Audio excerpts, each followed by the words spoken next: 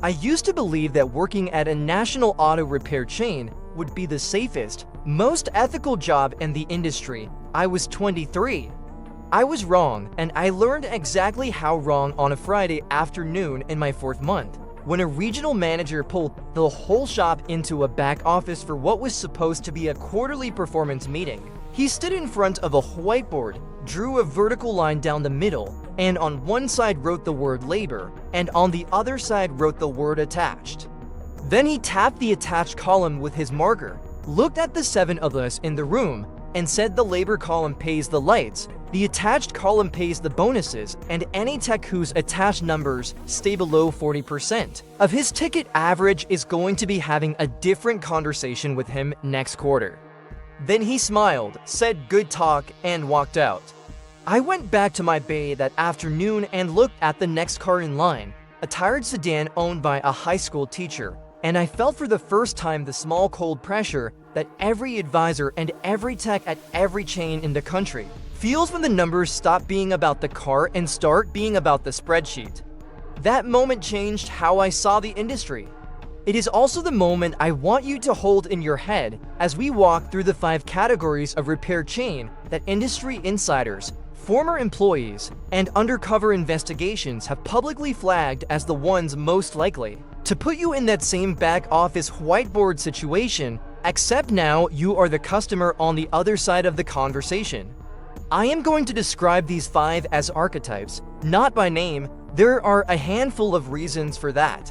The biggest is that the practices I am about to describe are documented across the chain category itself, not always at every individual location, and not always at every store of any single brand. There are honest managers running honest stores under every banner in this industry. There are also patterns of compensation structure, training material, and corporate quota pressure that show up again and again in employee lawsuits, state attorney general investigations, and undercover news segments going back 20 years. The archetype is what you can protect yourself against. The name on the sign matters less than knowing how to recognize the pitch when it walks toward you in a shop shirt with a clipboard. The first archetype is the national quick lube chain with the green and yellow branding, or any of its competitors built on the same speed and convenience model. Brightly colored bays, a logo that often features green or yellow or some loud primary color, technicians in matching uniforms who wave you into a service bay without ever asking your name. The pitch built into the entire operation is speed and convenience, in and out in 15 minutes for an oil change. Drive away without leaving your car. Industry insiders commonly report in interviews, court filings, and news investigations across multiple states going back to decades. A consistent pattern of upselling air filters, cabin filters, fuel system services, transmission flushes, and coolant exchanges to customers who came in for nothing but an oil change. The mechanism is straightforward. The technicians are often paid bonuses tied to attached service revenue per car. The training material for these positions has, in published investigations, included scripts that recommend specific services at specific mileage milestones regardless of the actual condition of the part. An air filter quote at 30,000 miles is generated by the computer, not by an inspection. Undercover news investigations have repeatedly shown technicians at these locations recommending filter replacements on cars that had brand new filters installed by the news team the day before. The pattern is consistent enough that the warning is fair to make. If you take your car to a quick lube giant, go in with firm rules. You are there for the oil change only. Any additional service requires you to physically see the old part, hold it in your hand, and decide for yourself whether it is worn. Sven Lindeberg learned this firsthand and now refuses to ever pull into one of these locations again. Sven is a 54-year-old IT consultant in Minneapolis who took his teenage daughter's first car, a hand-me-down compact sedan, to one of these quick lube chains for what was supposed to be a $15 oil change before she drove off to college. The advisor handed Sven a printed inspection report after the oil change with 5 recommended services totaling $640. Air filter $60, cabin filter $90. Transmission flush $220. Coolant exchange $140. Fuel system service $130. Sven smiled politely, paid the $15 for the oil change, and drove the car straight to a small independent shop 2 miles away where his regular mechanic checked the same 5 items in front of him. The air filter was halfway through its useful life. The cabin filter was barely a year old. The transmission fluid was the manufacturer's pink fluid, still bright on the dipstick. The coolant was at the proper level with a clean amber color. The fuel system on a 60,000-mile sedan, with no drivability complaints, had no need for any service. Total cost of recommended services at the independent shop, $0. Sven's daughter drove off to college the following Saturday in a car wearing the same parts she had arrived with, $625 still in her bank account, and one important lesson absorbed about how the bundled inspection report can become the marketing for a fictional repair list. The second archetype is a multi-state tyrant and brake chain known for high-pressure upsell quotas. These are the ones that occupy the strip mall corner lot, often with 8 or 10 bays, advertising lifetime alignment packages, and a free tire rotation with every oil change. The honest core of the business is real. Tires are sold, brakes are serviced, alignments are performed every day at fair prices at many of these stores.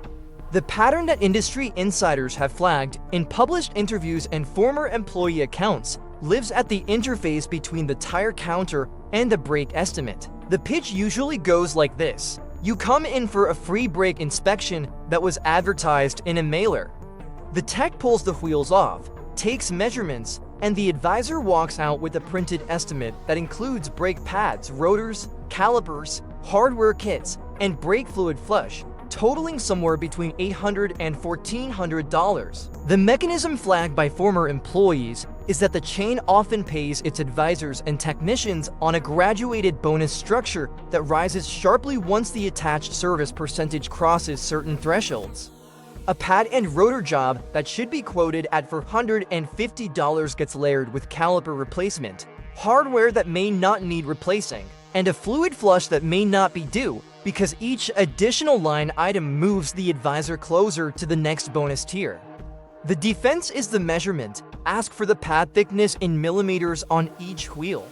Ask whether the rotors were measured with a micrometer against the minimum thickness stamp. Ask why the calipers are being recommended and listen for whether the answer involves sticking, leaking, or seizing, which are real failure modes, or whether it involves the vague phrase preventive at this mileage, which is not. Camille Dubois went through this exact pitch and called me afterward in tears, not from the experience itself, but from realizing how close she had come to signing. Camille is a 36-year-old single mother in Atlanta who works as a hospital nurse and drives a 7-year-old sedan to and from 12-hour shifts. Her car started making a faint grinding noise on light braking, and she pulled into a tire and brake chain location near her hospital for a quick check during her lunch break.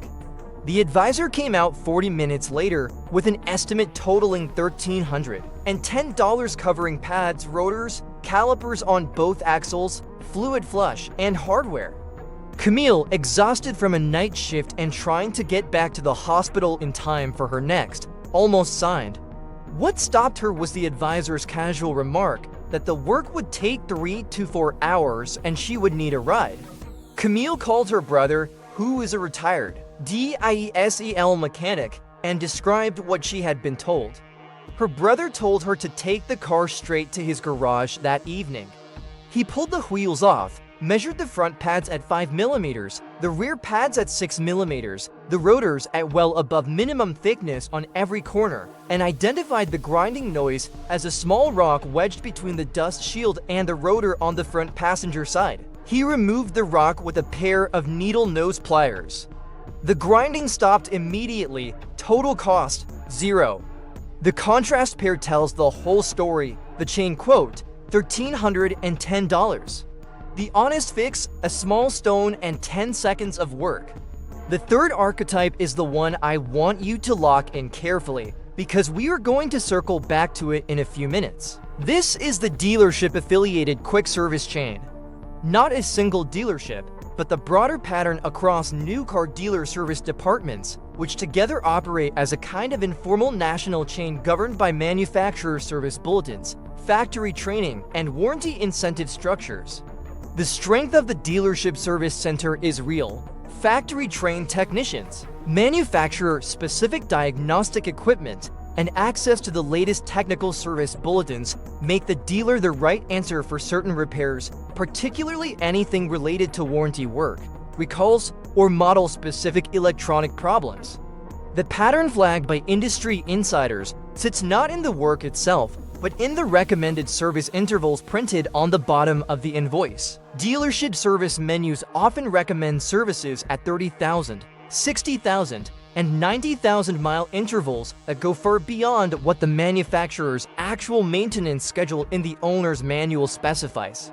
The owner's manual might call for an air filter at 60,000 miles. The dealership menu may show it at 30. The owner's manual might call for a transmission service at 100,000. The dealership menu may show it at 60. These additional services are sometimes labeled as recommended by the dealer in fine print, which is a different thing entirely from required by the manufacturer. Industry insiders have publicly described, in trade publication interviews and former service writer accounts, the pressure to hit hourly billing targets per technician per day, which the manufacturer's schedule alone often does not generate, and which the dealer recommended menu was designed to fill in. The defense here is simple. Bring your owner's manual to your service visit. Open it to the maintenance schedule page. Compare what is on the dealer's printed menu to what the manufacturer actually requires at your mileage.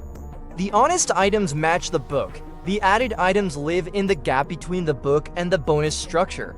Let me give you the snapshot here in a different shape than the others. 30 seconds. Picture a service drive at a busy dealership on a Tuesday morning. A line of cars idles forward, an advisor in a polo shirt greets each driver, scans a barcode on the windshield, and a tablet immediately populates with a list of recommended services for that vehicle at its current mileage. The advisor reads the list out loud, the customer nods, signs, and drives off in a loaner. The whole transaction takes 4 minutes. Nobody opened the hood, nobody pulled a wheel, nobody measured a single thing. The recommended services were generated by the chain's internal service menu, which is calibrated to maximize revenue per car within the boundaries of plausibility. The customer who signed without questioning the list will pay several $100s more on their visit than the customer who pulled out the owner's manual and pushed back on the items that were not in the actual schedule. The fourth archetype is the corporate muffler shop chain that has expanded into general repair. This category has shrunk over the years, but still operates across most metropolitan areas under various banners. The historic specialty was exhaust system repair, mufflers, catalytic converters, and pipe welding, and the work itself, when done by an experienced exhaust technician, is some of the most skilled and useful in the trade. The pattern flagged by former employees and consumer advocacy investigations involves the scope expansion that has happened at many of these chains over the past 2 decades, as exhaust work alone could no longer sustain the bay count. Brakes, suspension, and oil changes were added to the service menu. The training in those areas, according to multiple former technician accounts in trade publications, did not always match the training in exhaust work. The result is a chain where the original specialty is performed well, but the secondary services, the brakes and the struts and the oil services, are sometimes diagnosed and recommended by technicians whose training is shallower than the brand reputation suggests.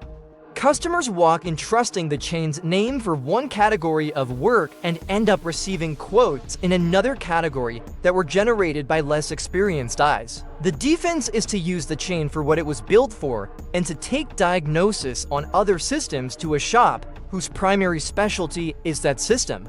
If you have an exhaust problem, this chain may serve you well.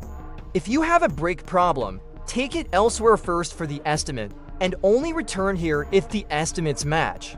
The fifth archetype is the warehouse club tire department and the multi-state suspension specialist that operates alongside it. This is the chain that markets itself around lifetime alignment packages, suspension tune-ups, and the diagnostic theater of bouncing your car corner by corner in the parking lot to demonstrate worn shocks.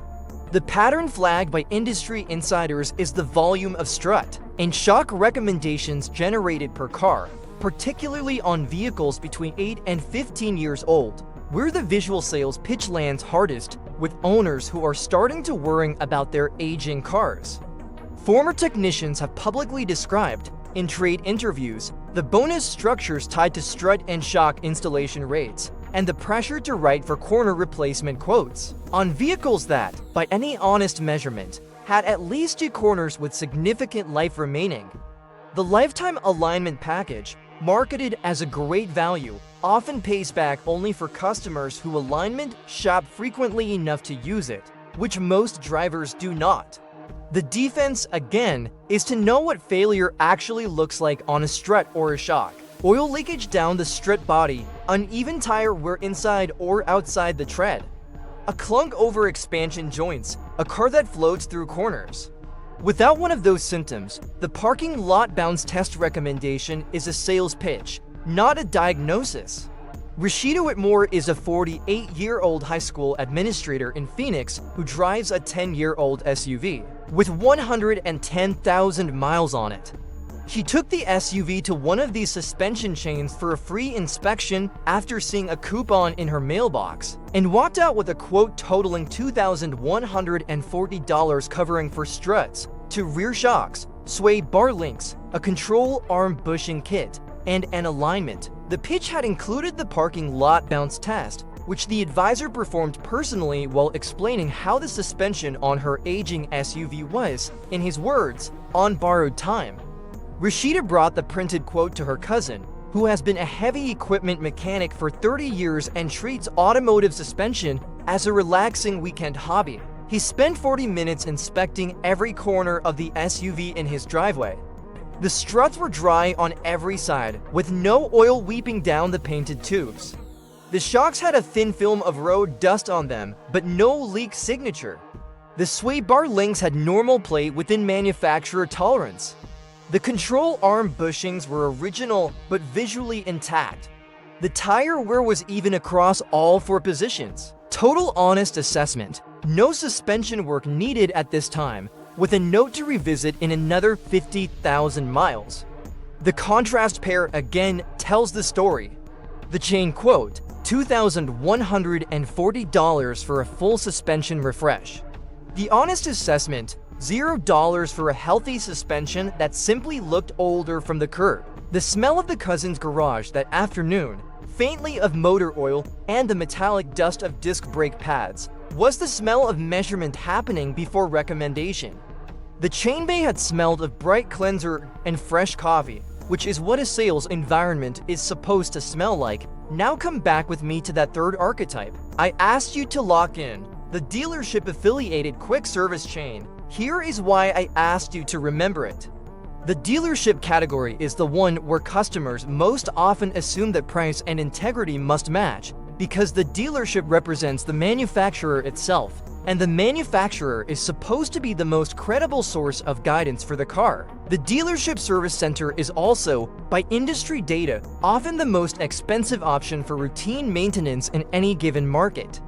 The combination of those two facts, the assumed integrity and the elevated pricing, makes the dealership the chain where customers are least likely to question the recommended services on the printed menu. Industry insiders quietly warn about the dealership service menu not because the work is poor, but because the volume of recommended but not required services tends to be highest, and the customer's willingness to question it tends to be lowest. The owner's manual is your friend in that room. There is a deeper layer to all of this that I want to spend some time on, because the surface description of the practices is one thing and the structural explanation is another. The compensation structures at major auto repair chains have been the subject of multiple state attorney general investigations going back decades, including the famous 1992 case in California, where a national tire and brake chain agreed to a settlement after undercover investigators documented unnecessary repair recommendations driven directly by employee quota systems. That case was nearly 35 years ago, and the structural lesson it produced was clear. When technicians and advisors are paid based on parts sold or services attached rather than on hours worked or customer satisfaction, the system bends toward overdiagnosis. The pattern has not changed in the decades since, even though many chains adjusted their public marketing language and removed the most explicit quota documents from training material. The economic incentive remained the same, and where the incentive remained, the behavior remained. Let me draw out a contrast pair that lives at the heart of why this all matters. Picture two cars with identical mileage, identical age, and identical maintenance history. The first car belongs to an owner who takes it exclusively to a small independent shop, run by a single-owner mechanic who has been in the same neighborhood for 20 years and knows his customers by name. Over the course of 10 years and 150,000 miles, that owner spends approximately $7,200 on maintenance and repairs. The second car belongs to an owner who takes it exclusively to a national chain, rotating between 2 or 3 locations of the same brand. Over the same 10 years and the same 150,000 miles, that owner spends approximately $14,000 on maintenance and repairs. The difference between those two totals, just under $7,000, is the cost of the structure. Not the cost of poor work, not the cost of dishonest people. The cost of the system that bends honest people toward inflated quotes over time. I want to share a story now about a customer of mine named Dolores Petrelli, who came in maybe 3 years ago carrying a folder full of receipts from a chain shop she had been visiting for the previous 6 years. Dolores was a 68-year-old widow whose husband had always handled the cars, and after he passed, she had defaulted to the chain shop because it was a brand she recognized. The folder contained every receipt from those 6 years, and she brought them to me because her son had finally looked through them and noticed something that bothered him.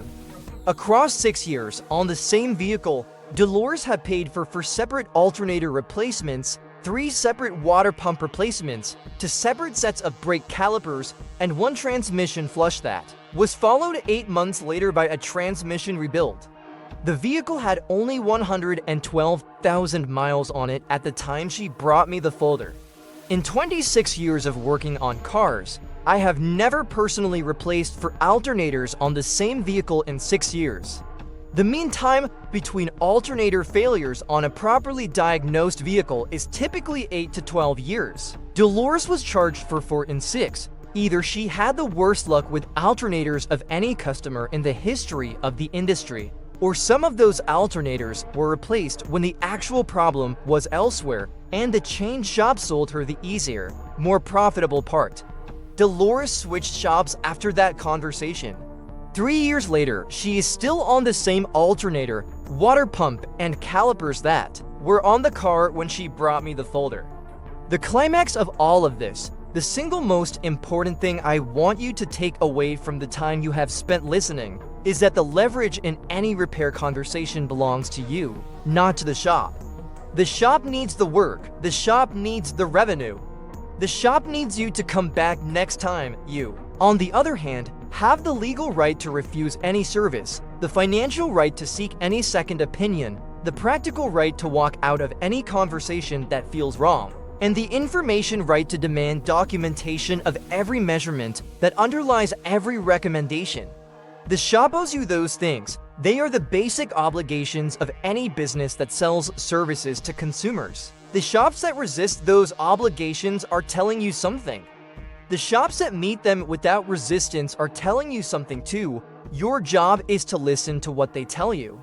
I want to take a few minutes to talk about the warning signs that distinguish a structurally compromised chain location from an honest one, because these signs are visible within the first 5 minutes of walking in the door if you know what to look for. The first sign is the upsell card on the counter or the sign on the wall listing seasonal services with prices already printed. An honest shop adjusts its recommendations to the car in front of it. The second sign is the absence of any visible diagnostic equipment in the work area. Honest shops use scan tools, multimeters, micrometers, pressure testers, and labeled measurement instruments daily. The third sign is the speed of the initial estimate. An honest brake inspection takes 20 to 30 minutes because the wheels need to come off and measurements need to be taken.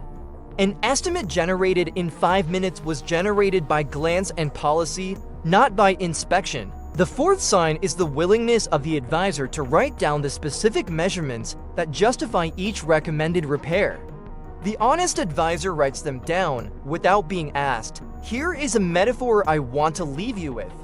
Walking into a structurally compromised chain shop with no information is like walking into a casino with no understanding of the games. The house has spent decades calibrating the experience to extract money from people who arrive unprepared, and every element of the environment, from the layout to the lighting to the pacing of the conversation, has been designed to support that calibration. You can still walk out of a casino with money in your pocket if you understand the games well enough, but you have to know which tables to play and which to avoid, when to walk away from a hand, and how to recognize when the dealer is running. A routine that benefits the house at your expense. The same is true of the chain shop. You can use chain shops responsibly, walk out with what you needed, and avoid what you did not need, but only if you understand which quotes are designed to benefit the shop and which are designed to benefit you.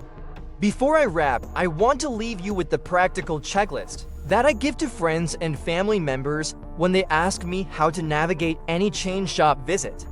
The first item is to bring the owner's manual or a digital copy of the maintenance schedule with you to every visit and to compare every recommendation against what the manufacturer actually requires at your mileage. The second item is to ask before any work is approved for the specific measurement or test result that supports each recommended repair, and to refuse to approve any work that cannot be backed by a number. The third item is to take photos of any worn parts the shop offers to show you, because the photos give you something to compare against what comes off the car. The fourth item is to ask for the old parts back when any major repair is done, because seeing the actual condition of the replaced part is the only way to verify the recommendation was honest. The fifth item is to get a second written quote on any repair over $500 before authorizing the work, and to be willing to lose the appointment time at the first shop to do so. The sixth and final item is to leave a detailed, honest review after each visit, positive or negative, because the cumulative weight of accurate customer reviews is the single most powerful corrective force on chain shop behavior in the entire industry. 5 archetypes, 5 patterns, 1 simple defense that works at all of them. Ask for the measurement, ask to see the part. Compare the menu to the book, refuse to sign for any service that was not justified by something you saw, held, or read with your own eyes. What does your gut tell you about the last chain shop estimate you paid? What was the one-line item that, looking back now, you wish you had questioned? Drop it in the comments.